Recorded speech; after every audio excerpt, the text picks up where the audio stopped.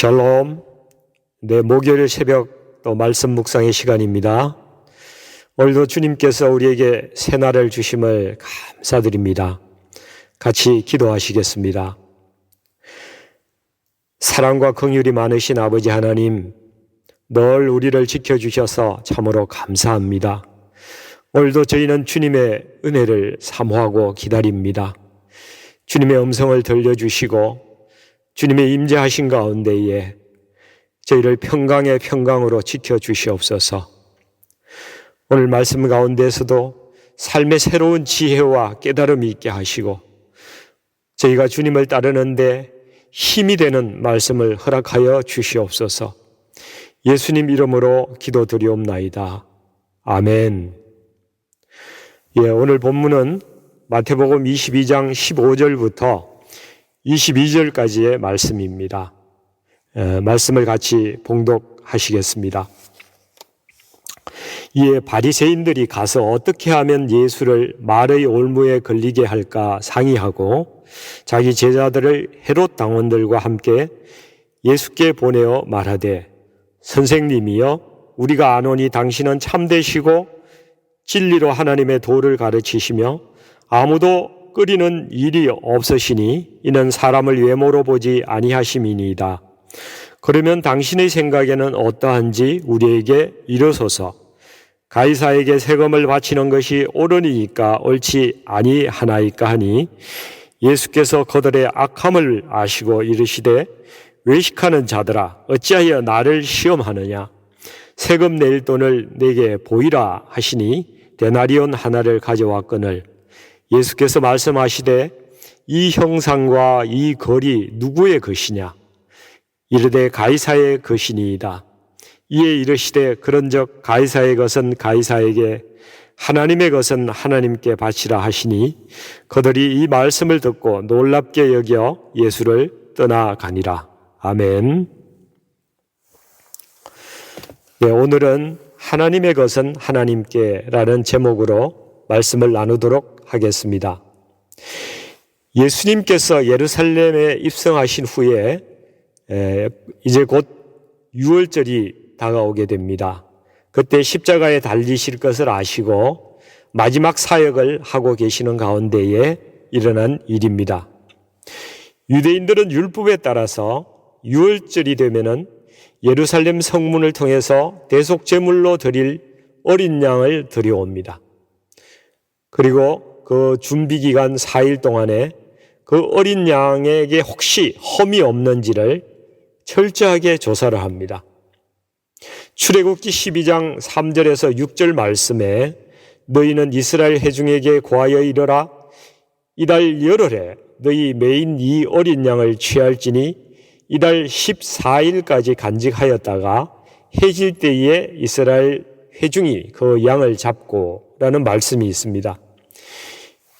예수님도 잡히시기 4일 전에 예루살렘 성에 들어오셔서 목요일 저녁에 자신의 살과 피를 상징하는 떡과 포도주를 제자들에게 나누어 주는 성만찬 후에 잡히시게 됩니다.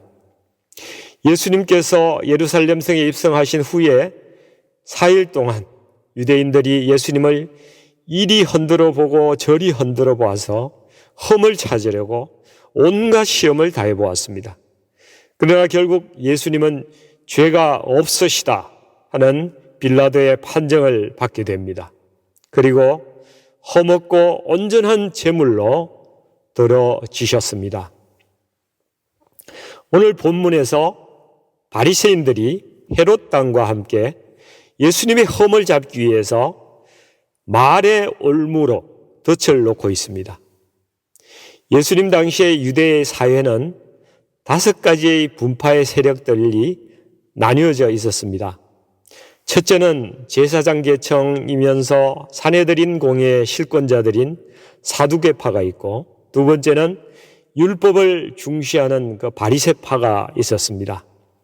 세 번째는 개인적 경건을 중시해서 이래 집단 생활을 하는 에세네파라는 데도 있었고, 그리고 네 번째는 로마에 무력으로 항쟁을 하려고 하는 열심당이 있었습니다. 그리고 마지막 다섯 번째는 오늘 바리새인들과 힘을 합쳐서 예수님을 올무에 빠뜨리려는 헤롯 당이 있는데, 이들은 로마 정권을 등에 업고 정권을 얻은 그 헤롯 왕을 추종하는 세력들입니다. 그러므로 헤롯 당원들은 가이사에게 세금 내는 것을 당연히 여기는 사람들입니다. 바리새인들은 가이사에게 세금 내는 것을 반대하는 자들이지만은 예수님을 올무로 잡기 위해서 정치적 견해가 다른 이 두 그룹들이 뜻을 함께하여서 예수님을 오늘 찾아온 것입니다. 예수님 당시에 유대 땅은 가중한 세금 수탈로 백성들이 매우 힘겨워하고 그에 대한 불만이 높은 상황이었습니다. 그래서 이들이 예수님께 나와서 백성들이 이렇게 세금으로 고생하고 있는데 가이사에게 세금을 바치는 것이 옳습니까? 옳지 않습니까? 이렇게 묻고 있습니다. 바리새인들이 마음에 품은 생각은 이런 것이었습니다. 만일 예수께서 세금을 바치라고 대답하시면은 로마의 통치를 적법하다고 인정하는 셈이니까 백성들이 등을 돌릴 것이다. 그때 예수를 체포해도 백성들의 반발이 없을 것이다. 그리고 만약에 세금을 바치지 말라고 한다면은 로마 정부에 반역을 한다고 죄목을 걸어서 고발할 수 있을 것이다. 그래서 이번에는 이 예수라는 사람이 절대 이 함정에서 빠져나가지 못할 것이다. 이렇게 생각을 하고 전략을 짜고 다가온 것입니다. 본문 16절에 보면 그들은 예수님을 선생님이라고 부르면서 겉으로는 아주 호의적인 말투로 접근을 합니다. 선생님이여, 우리가 아노니 당신은 참되시고 진리로 하나님의 도를 가르치시며 아무도 꺼리는 일이 없으시니 이는 사람을 외모로 보지 아니하심이니이다. 이들이 겉으로는 띄워주고 칭찬하면서 예수님을 올무로 밀어넣고 있습니다. 인간의 말과 행동이 얼마든지 다를 수 있다는 것을 여실히 보여주고 있습니다. 마음의 생각과 입술의 말이 다른 것을 외식이라고 합니다. 이 바리새인들을 주님께서 꾸짖으실 때에 회칠한 무덤이라고 하셨습니다. 여러분, 무덤 속에서는 시체가 썩고 있는데, 그리고 그 냄새가 앙등하는데 무덤의 바깥은 회칠을 해서 깨끗하게 보이는 것과 같이 겉과 속이 다르다는 것이죠. 주님은 이들의 외식을 잘 알고 계셨습니다. 하나님은 사람의 마음의 중심을 꿰뚫어 보십니다. 여러분, 예를 들어서 우리가 하나님께 기도를 하지 않습니까? 우리가 기도할 때 외식하지 말아야 합니다. 정말 정직해야 합니다. 내가 죄악된 마음을 품고 있었으면 정직하게 고백해야 합니다. 내가 시기를 했으면 시기했다고 말해야 합니다. 누구를 미워했으면 내가 미워한다고 말해야 합니다. 그리고 주님께서 내 마음을 고쳐달라고 정직하게 간구해야 합니다. 외식하는 자들아, 어찌하여 나를 시험하느냐? 우리가 주님을 어떤 분으로 생각하십니까? 나의 현란한 입술과 말에 속아 넘어가실 분이실까요? 우리가 주님을 따르려면 가장 먼저 고쳐야 할 일은 정직한 입술입니다. 이제 19절에 주님께서 세금 낼 돈을 내게 보이라고 말씀하십니다. 그때 그들이 데나리온 하나를 가져왔습니다. 이 돈은 당시 로마 제국 공용 화폐인데 이 동전 한 개가 노동자의 일일 품삯에 해당됩니다. 동정의 앞면에는 신 아우구스투스의 아들 티베리우스 가이사라라는 글하고 얼굴 형상이 있습니다. 그리고 그 뒷면에는 폰티펙스 맥시무스 최고의 제사장이라는 글귀가 새겨져 있는 동전입니다. 바리새인들의 질문에 주님은 간단하게 대답하셨습니다. 가이사의 것은 가이사에게, 하나님의 것은 하나님께 바치라. 참 알쏭달쏭한 대답입니다. 내라는 것을 부정하지도 않으면서 긍정하지 않는 것 같기도 하고 귀 있는 자만이 들을 수 있는 대답을 하셨습니다. 바리새인들이 놀랍게 여길 뿐 딱히 방법이 없어서 예수님을 떠나갔습니다. 그러나 우리는 들을 귀를 가지고 주님이 말씀하신 이 말씀의 뜻을 잘 분별할 필요가 있습니다. 먼저 가이사의 것은 가이사에게, 세상에서 해야 할 권리와 의무는 성실하게 다해야 한다는 것을 주님께서 말씀하고 계시는 것입니다. 여러분, 한국에 국민의 4대 의무가 있지 않습니까? 국방, 근로, 교육, 납세 의무입니다. 요즘은 시대가 변해서 2가지 의무가 더 늘어나서 6대 의무가 되었습니다. 사유재산이라도 공공이익에 부합하게 행사해야 된다는 의무가 있고요.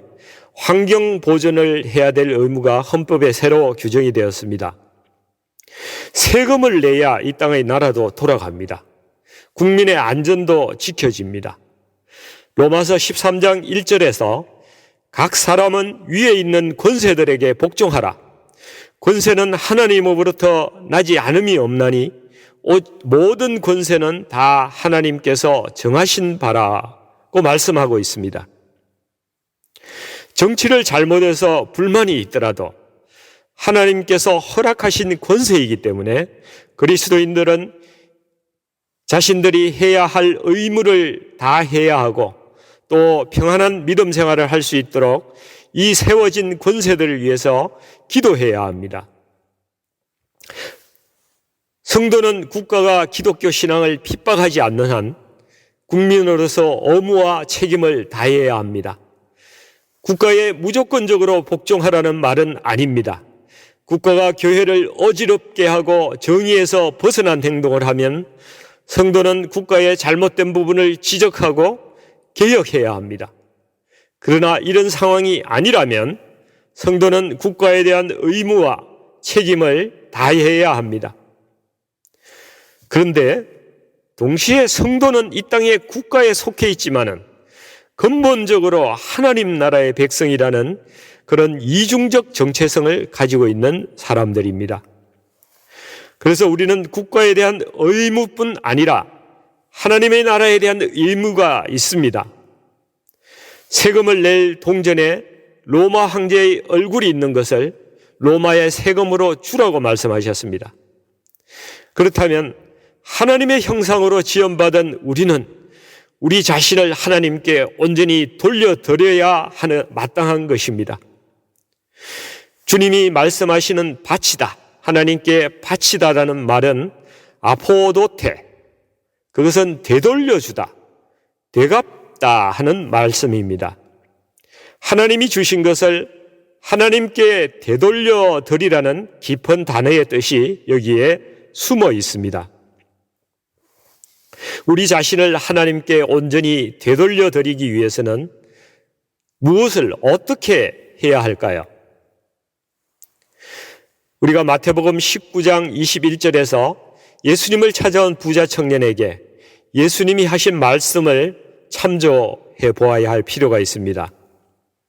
예수님께서 말씀하실 때 내가 온전하고자 할진대 가서 내 소유를 팔아 가난한 자들에게 주라. 그리하면 하늘에서 보화가 내게 있으리라. 그리고 와서 나를 따르라. 이 청년은 율법의 계명을 다 지켰는데도 주님은 온전하지 않다고 말씀하셨습니다. 왜 이런 말씀을 하실까요? 어떤 분들은 예수님이 오심으로써 율법은 다 폐지되었다고 말씀하시는데 이것은 잘못된 표현입니다. 예수님은 율법을 폐하러 온 것이 아니라 완전하게 하려고 오셨다는 말씀을 하고 계십니다. 율법은 거룩하고 선한 것이기는 하지만 완전하지는 않다는 것입니다. 완전하지 않은 율법을 예수님이 오셔서 완전하게 하십니다. 그러면 예수님이 율법을 완전하게 한다는 것은 무엇을 말하는지 예를 들어 한번 말씀을 드리겠습니다. 10계명에 간음하지 말라는 제7계명이 있습니다. 예수님께서 오셔서 음욕을 품고 여자를 보는 자마다 간음한 것이라고 말씀하셨습니다. 옛 계명은 우리의 바깥에 드러난 행위를 규정했지만은 천국의 새 계명은 그 마음의 변화를 요구하는 계명입니다. 그런데 이 마음의 변화는 나의 노력으로 되는 것이 아닙니다. 내 마음 가운데 성령께서 오셔서 나의 영과 혼과 육신을 주관하실 때에만 가능한 변화입니다. 그래서 이 새 계명은 성령을 따라 사는 삶을 통해서만 성취될 수 있는 계명입니다. 모든 그리스도인들에게 성령의 내주하심이 있습니다. 그러나 성령의 인도하심을 구하지 않고 내가 나의 주인이 되어서 내 인생의 주도권을 여전히 가지고 사는 동안은 아무런 인격적인 변화가 일어나지도 않고 믿음도 성장하지 못하는 것입니다. 이 부자 청년이 모든 구약의 계명을 다 지켰지만 주님은 온전하지 않다고 말씀하셨습니다. 세상에서 11조를 제일 잘하는 사람들이 바리새인들이었습니다. 그런데 이들이 11조를 하는 이유는 재물에 대한 탐심이 있었기 때문입니다. 이들에게 부자는 하나님의 축복을 받은 자이고 가난한 자는 저주를 받았다는 관념이 있었습니다. 그래서 11조도 복을 받으려고 하는 것입니다. 그리고 10의 1조를 하고 나면은 나머지는 나의 것이라는 생각이 그들의 물질관이입니다. 예수님의 새 계명은 나의 모든 소유가 하나님의 것이라는 것입니다.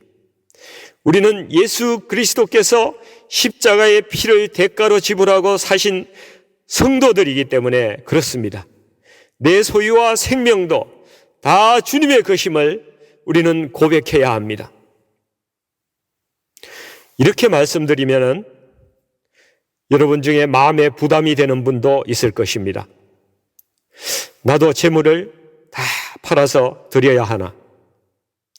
여러분, 주님의 말씀은 그런 의미가 아닙니다.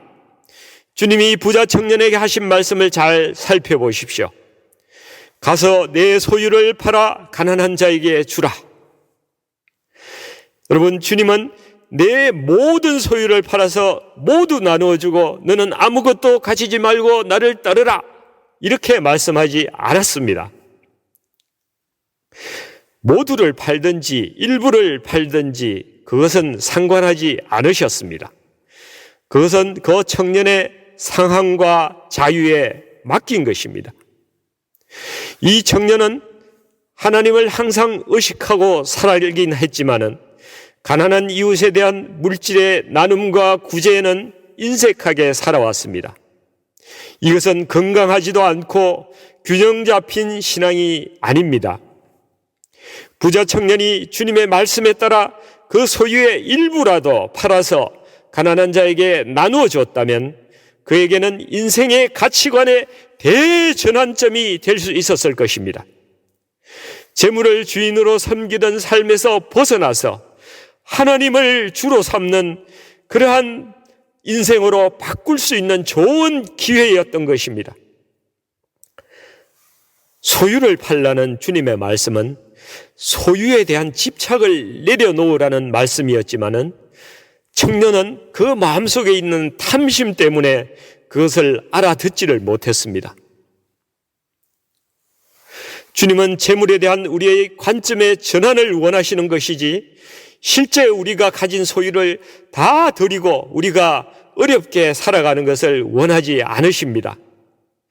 우리에게 주신 모든 것이 주님의 것이라는 마음의 변화와 가치관이 자리 잡고 있다면은 주님께서 성령님을 통해서 우리에게 성숙한 믿음과 모든 지혜를 주셔서 우리의 모든 물질 생활을 분별력 있게 할 수 있도록 해 주실 것입니다. 여러분, 우리 자신을 하나님께 온전히 돌려드리기 위해서는 모든 재물이 주님의 것이라는 고백과 또 가치관의 변화가 있어야 한다고 말씀드렸습니다. 이제 두 번째는 예수님께서 우리에게 나를 따르라고 말씀하신다는 것입니다.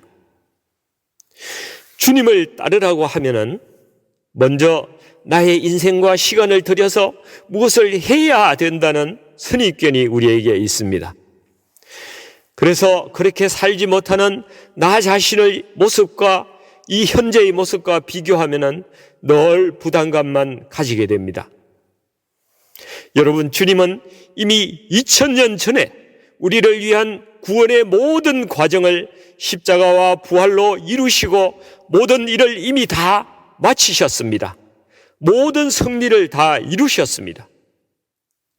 그러나 지금도 새롭게 태어나는 모든 사람은 예수의 DNA를 가지고 태어나는 것이 아니라 죄인의 모습인 아담의 DNA를 가지고 태어나게 하신다는 것입니다. 그리고 모든 사람이 그 평생 동안 자신의 죄를 깨닫고 회개하고 구원받고 소망을 주시지만 또 환난과 고난 가운데서 인내와 연단의 과정을 거쳐서 예수님을 닮게 하는 그 과정을 예외 없이 다 통과하도록 하신다는 사실입니다. 또한 하나님의 은혜로 믿음을 가진 모든 사람은 일생 동안 아담의 DNA와 예수의 DNA 가운데서 갈등 속에 살면서 실패와 경험 가운데서 깨닫고 성장하게 한다는 사실입니다.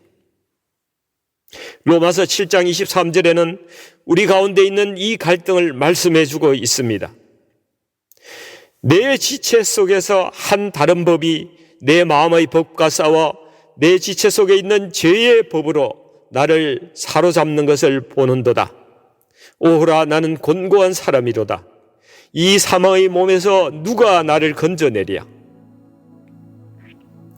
평생 이 갈등 가운데서 사람은 예수님이 이루어 놓으신 성리를 향해 주님을 따라가는 것입니다. 하나님은 우리를 써먹으려고 부르신 것이 아니라 우리가 예수님 닮은 사람으로 완성되기를 원하신다는 사실입니다. 주님께서 우리에게 나를 따르라 이렇게 말씀하시는 것은 너의 죄악된 성품을 버리는 훈련을 하면서 나를 닮아가라고 말씀하시는 것입니다. 아무리 예수를 잘 믿어도 우리 심령 가운데 있는 죄의 법과 또 생명의 성령의 법이 평생 싸우는 가운데 걸어가는 것이 우리의 삶입니다. 매일의 삶 속에서 성령님의 법에 내 속에서 일어나는 죄의 욕구를 굴복시키면서 주님을 따라서 걷다 보면 결국 승리하는 것입니다. 그래서 주님께서 나하고 같이 걸어가자, 나를 따라오라, 주님이 그렇게 말씀하고 계신 것입니다. 여러분, 기독교 철학자이신 김형석 교수님이 올해 102세가 되셨습니다. 그분이 인생에서 철이 든다는 것이 무엇인가에 대해서 정의하시는 것을 들은 적이 있습니다. 철이 든다는 것은 자신을 믿을 수 있는 단계가 된다는 것이라고 말하고 있습니다. 최소 60년 정도는 살아야 인생을 통해서 배워서 비로소 철이 든다고 말씀하고 있습니다. 여러분, 우리가 갑자기 변하지 않습니다. 하루하루 매일의 삶 가운데서 내 마음 가운데서 성령을 따라 걷는 훈련을 하는 가운데에서 주님을 조금씩 닮아가는 것입니다. 예수님의 겸손, 희생, 자비, 인내, 충성, 그 온유하심, 그리고 그 기쁨, 긍휼과 그 사랑이 우리에게 가득하게 되기를 소망합니다. 이제 말씀을 좀 정리하겠습니다. 여러분, 역대상 29장 11절에 다윗의 고백이 있습니다. 여호와여, 위대하심과 권능과 영광과 승리와 위엄이 다 주께 속하였사오니 천지에 있는 것이 다 주의 것이로소이다. 여호와여, 주권도 주께 속하였사오니 주는 높으사 만물의 머리이심이니이다. 우리는 그리스도의 것입니다. 그리스도께서 생명과 피로 우리를 사셨습니다. 우리의 전부가 주님의 것입니다. 우리가 주님께 무엇을 헌신하든지 간에 우리는 원래 주님의 것을 주님께 돌려드린 것뿐입니다. 그러므로 우리가 자랑할 것이 없습니다. 여러분, 이것을 깨닫고 주님을 따라가는 인생이 복된 인생입니다. 주님께서 나를 따르라는 그 말씀은 우리가 성령의 법을 따라 살면서 내가 매일매일 주님을 닮아가는 것입니다. 여러분 모두가 이 말씀대로 주님을 따르면서 승리의 삶을 종국에 성취해 내시기를 간절히 축원드립니다. 같이 기도하시겠습니다.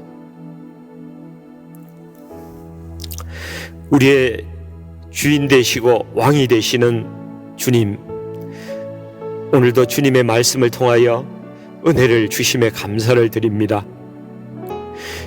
율법이 예수님의 새 계명으로 완전하여져서 저희들에게 주어졌습니다. 우리의 모든 소유뿐 아니라 생명까지도 주님의 것임을 깨닫고 고백합니다. 늘 주님의 것을 주님께 돌려드리는 마음으로 살게 하여 주시옵소서. 주님의 주권이 내 삶의 모든 영역에서 이루어지게 하여 주시옵소서. 주님께서 우리에게 나를 따라오라고 하실 때에 그 말씀이 나를 닮아가라는 말씀이라는 것을 오늘 깨닫게 하셨습니다. 매일의 삶 속에서 나의 혼과 육체 가운데서 일어나는 생각들을 그 생명의 성령의 법에 다 굴복하게 하시고 주님의 뜻에 순종함으로써 승리하게 하여 주시옵소서.